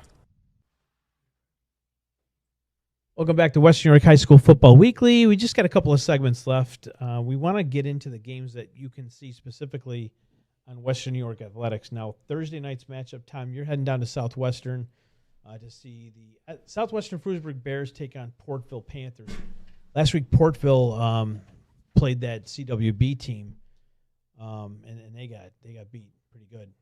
So you know they're going to be pissed off coming into that game against Southwestern, who hasn't lost either. And they come in as the number 8 ranked team, I believe. I think they're number 8 in the states. We had them up earlier, the state rankings. So, you know, that's going to be a game where, hey, Southwestern's playing really good. Portville just got beat bad. They got to go to Southwestern on a Thursday night. Bills are playing at 8. Anything can happen. Thank God I'm a Giants. Anything can happen. I know. I know. So that's the first game. Except for Timmy Gardner's going to be sending me messages of his food there over there at the pregame. Hopefully. But that you're going to go check out that game. That'll be on the NFHS network. You're doing it with Norm. I'm hoping that's a good game. After what we saw last week, maybe scratching our heads a little bit, but I think Portville's got a little bit. Everybody has a game here and there. You know that. It happens. So that's a big one. The other one I'm going to keep my eye on is that Barker Royhart taking on Medina. Medina hasn't lost yet either. Barker Royhart, that's a team that we were expecting to be 2-0 maybe at this point. Also, they're not. A little left to be desired. Maybe I'm higher on them than most. Listen, for the last couple of years, every time I go to Medina, they give me the rhetoric that you don't talk about them. I'm telling you, you and Francis get it all the time from them. I'll tell you, it's 2-0, young team, getting now games under their belt. This could turn out to be, again, a very dangerous team. Yeah. And you have one of the top running backs not only in the conference, but one of the better running backs in Western New York in Christian Moss. Yep. So we're expecting a good game there. Barker Royhart has to show up for that game. It's been a while. Cheektowaga Lakeshore, not sure what to make of that one just yet. It could be a closer game than it should be a close game. Oh, absolutely. And Lakeshore proved that they are a very good team when they played last week against South Park. They played 2 good games against them and Eden, 2 close games. Franklinville, Ellicottville coming off against another tough loss. They're 0-2 against the Allegheny and Limestone. We'll have to see how that one goes. I don't think Franklinville, Ellicottville has played their best game yet. I heard there was an injury at quarterback, so they may have a new quarterback in there. We'll have to wait and see. Moving into Friday night games, Tom, the game of the night is Health Sciences in Grand Island, and it's going to be on Western New York Athletics. It's going to be on our YouTube page. If you haven't gotten an NFHS subscription yet, you might as well do it right now. Go find that on the NFHS network and tune into that one. Stu Boyer on the call. West Seneca West and Clarence both coming in at 2-0. We saw the kid at West Seneca West, the freshman last week. He had a front row seat. He had a great week 1, very good week 2. Now he's going in to take on a team that just won the Section 6 title 2 years ago. Some new players there. But you got that Mattoon up on the line as the anchor there and a new coach. That whole line almost came back for Clarence. Yeah. McKinley Hamburg, that should be all McKinley. There, Hamburg struggling for whatever reason. McKinley on the road there. That's going to be a game that should go. McKinley should continue getting better each week. The question with McKinley will be is, how am I going to top the interview on the bus when I have to go to one of their games? If they get a chance to do that again, you'll be around for it. Depew and Olean could be a good one. Now, Olean have a wide receiver that they lost for the year. Poor kid, his name is escaping me right now, but Olean's down a receiver. Depew have to get over that tough loss at Iroquois. They got to put it behind them and get back to business. That's a big test for them down at Olean. Should be a pretty good game for tonight. South Park, Will South. We talked at the top of the show. Will South's out, got a lot to prove. Amir Caesar's a pretty good running back. The Zankel kid made the Connolly Cup last week. We'll have to see how good Will South is. South Park, still young. Can they show up and play and give Will South the game? We'll have to wait and see. Oh, no doubt. And even when you talk to Coach Delaney, he knew once he got past that first game, he had to get some of these conference wins to get that confidence underneath their belt for this young team and just get them to the playoffs, because then you've matured with 8 games underneath your belt. Pioneer last week, they need a bounce back real quick. Star Point got one last week by getting a big win. The two of them meet up at 1-1 at Star Point's place on Friday night. I don't think I'll hit that one, but I'll be keeping an eye on it. Remember, too, they got to get healthy. They've got some injuries right there. Yep. When they get healthy, they're going to be dangerous. This is a team to still watch out for. One game means nothing. And they proved that even without some of their big players that first week over Lackawanna, you still found a way to get a victory. I'll tell you, they're going to be in the mix. I'll tell you, a team that needs a win and needs a win bad is that Will North team. They got Kenmore West coming in Friday night. Will North struggled against Jamestown, struggled moving the ball. Niagara Falls gave it to him pretty good last week. And now you got Kenmore West coming in, who just lost a tight one to West Seneca West. They gave that one away. Did they give that one away, Tom? Did they have their opportunity at the end? Say they gave it away. I mean, West Seneca West played fantastic. Yeah. Just because they went up early, I think that's why people were saying that. Okay. They went up that 21-7, and West Seneca came back. Okay. It was not a give up early. Both teams played very well on that one. So West will have they'll be out for blood on Friday night. Will North needs a win as bad as anybody, if maybe more than anybody. Lockport at Orchard Park. Now, Lockport had Hutch Tech last week. You expected them to win that game. They did. Orchard Park played very, very well against Lancaster, but they're 0-2. I think that they need one big. They need a win. Yes. Yeah, to get some confidence in that. I think they got a lot of confidence last week, though, in the way they played against Lancaster. Agreed. But again, you talk to the coaching staff, and they're going to say okay, well, we got to figure it out. We got to get better. Love the coaching staff in Orchard Park as well. They really are a top-class organization when you look at the entire coaching staff there. Just needs to be some tweaks. And they'll tell you, special teams, turnovers. That's where it's got to change right there. A game I really want to be at. I know it's where I can't get there because I've got my son, but it's CSP at Salamanca. Oh, I thought you were going to say another one. That's going to be a great game, too. I agree. CSP at Salamanca. CSP's they're playing with a chip on their shoulder. You're going to bump us up to Class C because we won a Class D title? Fine. They're 2-0 right now, and they're going up against the reigning Section 6 champion. And I'll tell you, that offense it's not as good as it was last year. How could you be? They're still very good, still very dynamic. I'm impressed with CSP. I really am. And Salamanca. I am too, but I'm going to tell you, I don't think the chip on the shoulder is because they went up to Class C. I think the chip on the shoulder is, you guys graduated, you aren't going to be good. Good point. I think that's where the chip on the shoulder is. And guess what? Good for you. Yeah. Go get it. And I love the way that you're out there proving it, because you should be known as one of the top teams. But like you said, this is a big game for both teams. I love Salamanca, and they have shown it again and again. And one of the hardest places to go into as an away team is Salamanca. Yes, it is. It really is. So this could be, like I said, either team, this is going to be a big victory. Let's say a happy belated birthday to Coach Chad Bartosik as well. He celebrated a birthday this week. I think he turned 27 or 28 this week, past week. Young guy. Lancaster at Jamestown. That's the one I thought you were going with. So that's Jamestown needs maybe a bounce back performance. They didn't look great against St. Joe's. They looked wonderful against Will North. They were fantastic against the Spartans in week 1. St. Joe's, I know Bonte got hurt, but still they left a lot to be desired in that St. Joe's game. They definitely played up, and that'll make them a better team. Lancaster probably didn't play their 2 best games, but they're 2-0. But they figured out how to win. And that's what that coaching staff is. But here's the but. Now, you asked me earlier, let's go back to the visit. What was the thing they're going to have to do? Yeah. You gave up 200 yards rushing to Orchard Park. You're now bringing in a Conley Cup finalist of last year and one of the favorites for this year for the Conley Cup. 200 yards? What could happen with this young man running the ball?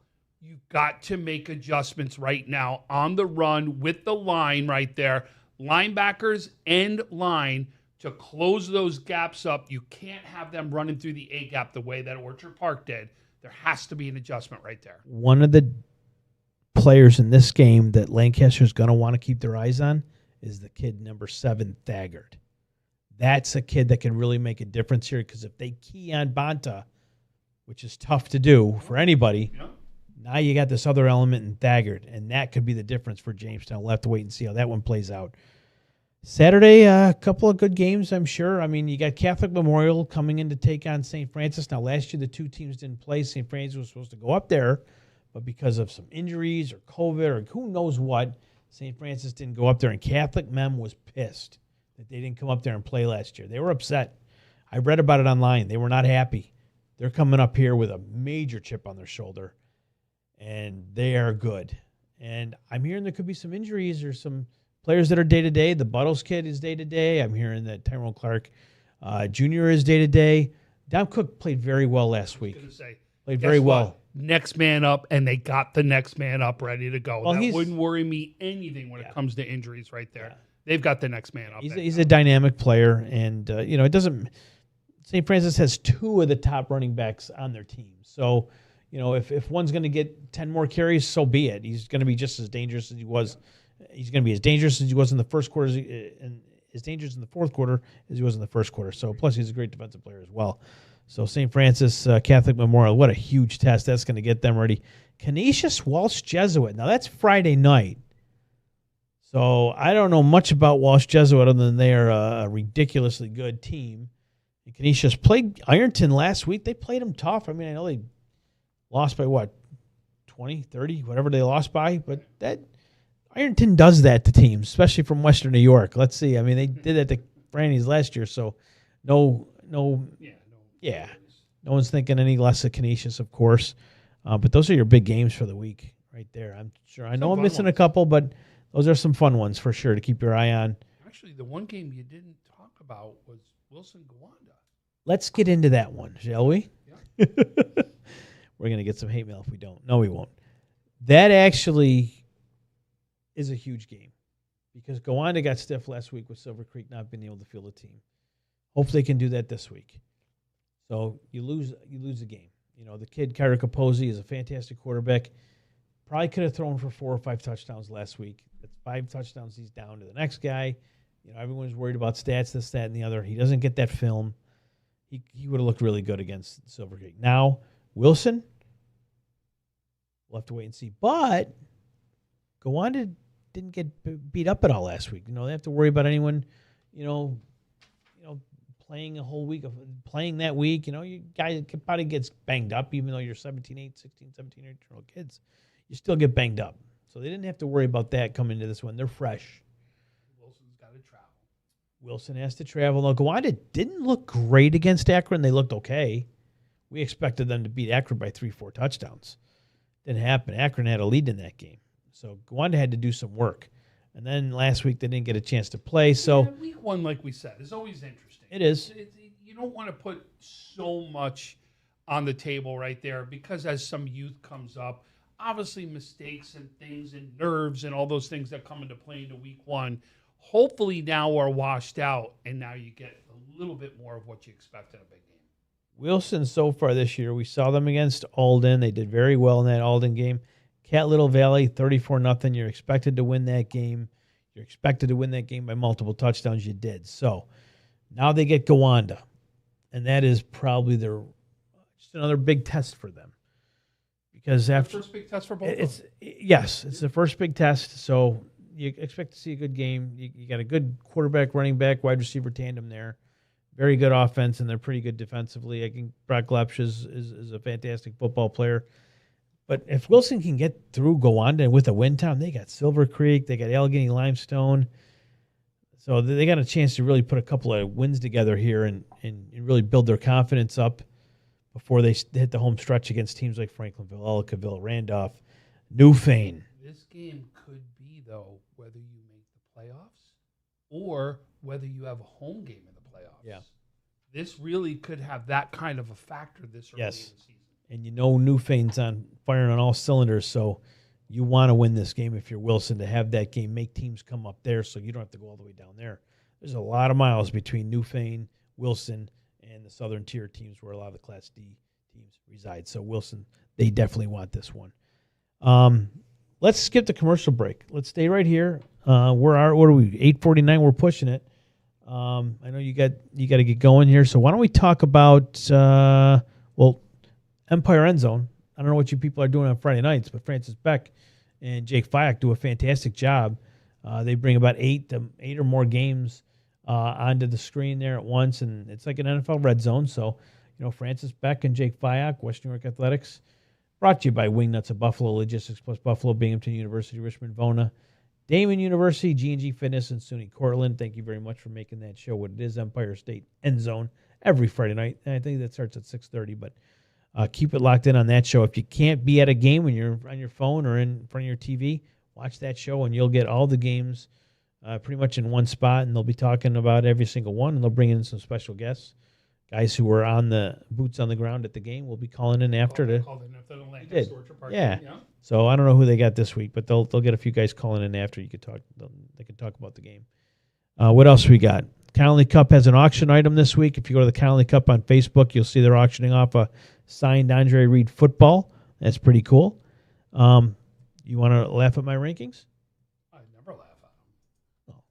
I may have some good conversation about it. Well, let's go. Tim, what do we do for the large schools this week? There is the large school rankings. Tom, you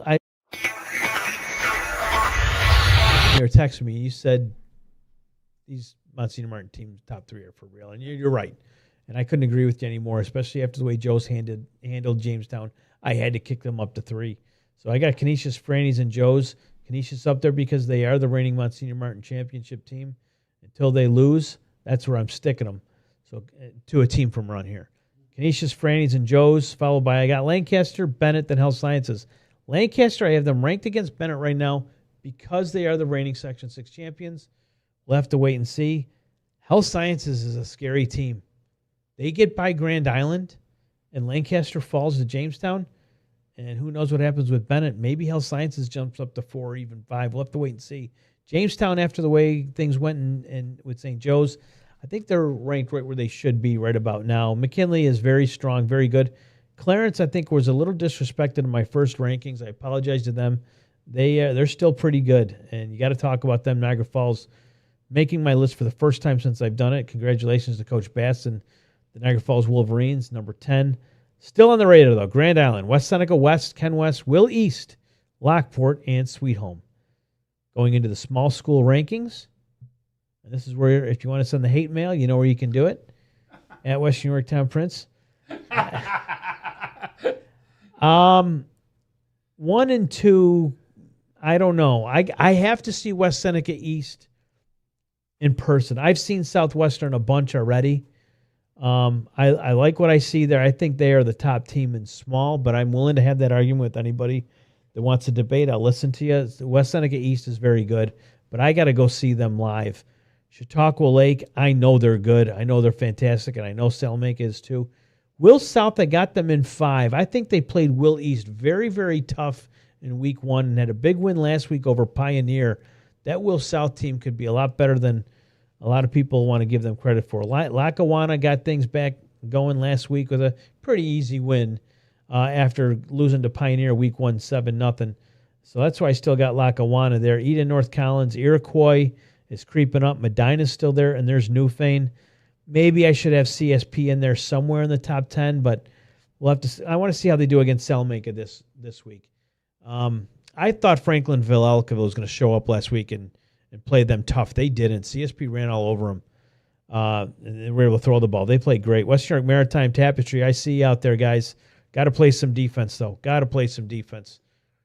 Yeah, it obviously this is probably the one where we would have had more of the discrepancy. I think we had one team different, and I apologize, folks. I wasn't able to get mine in on time.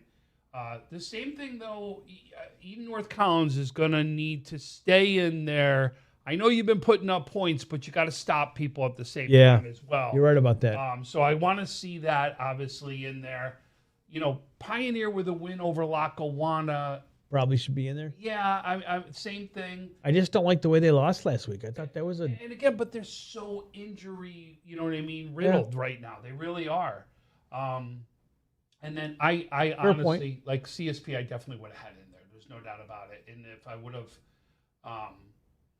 I think the end we may have just shaken up the teams there a little bit. Maybe you take Eden North Collins out and put CSP in there. Or you move them down a little bit. Maybe Will South is a little too high right now, but I'm fine with the picks there right now, and you throw them at a wall and see what sticks. Listen, that'll probably shake up next week a little bit. In the season, there's going to be so many different things that change. Like you said, that Salamanca CSP game is going to tell us a lot. It really will. We're going to have a good understanding of what's going on. I mean, CSP can be 2-1 and make the list next week.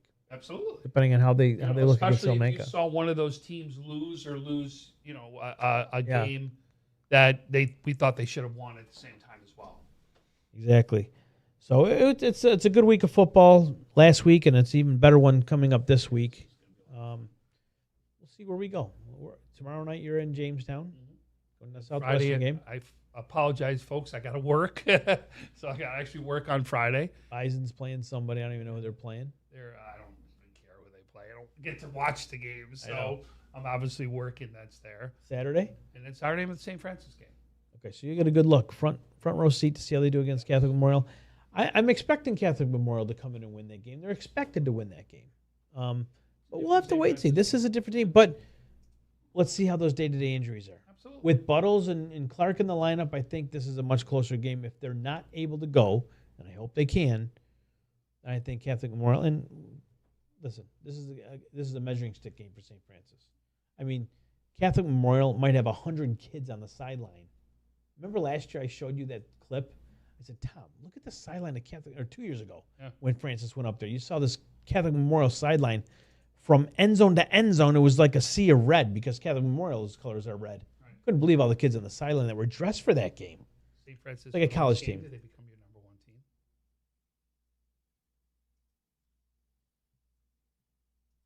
Probably not. You just said they're supposed to win this. Catholic Memorial is supposed to win. So St. Francis wins this game. You don't leapfrog them to number one? No, they got to be Canisius. Okay. You got to stop Kimball. I got it. You got to be Canisius. Yeah.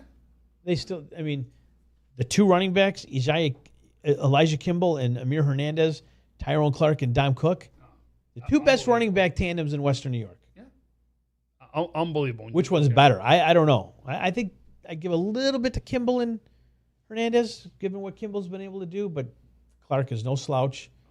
He's probably how many Division I offers between all them. Not enough. They should have more. They should have more because I don't even know if Cook has any yet.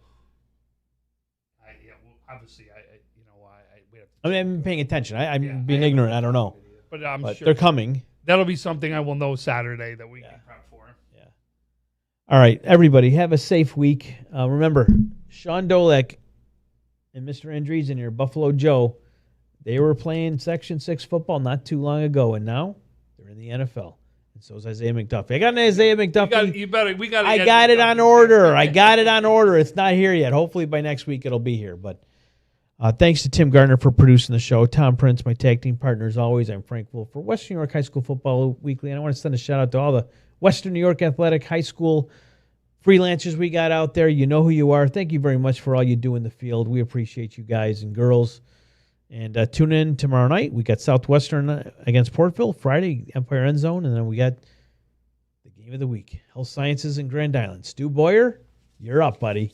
See you next week here on Western New York High School Football Weekly.